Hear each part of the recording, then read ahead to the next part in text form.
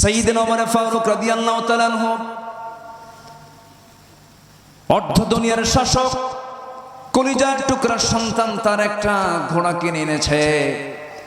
ছোট থেকে বড় করবে, মোটা তাজা করে ঘোড়াটা বিক্রি করবে, টাকা কিছু কামাই হবে।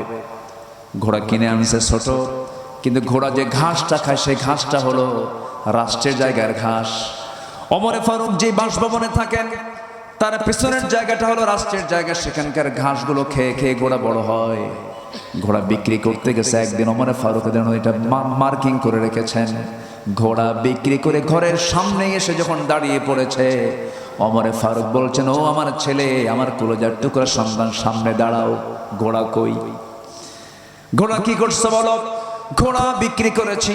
কত টাকা দিয়ে কিনেছো? কত টাকা দিয়ে বিক্রি করেছো?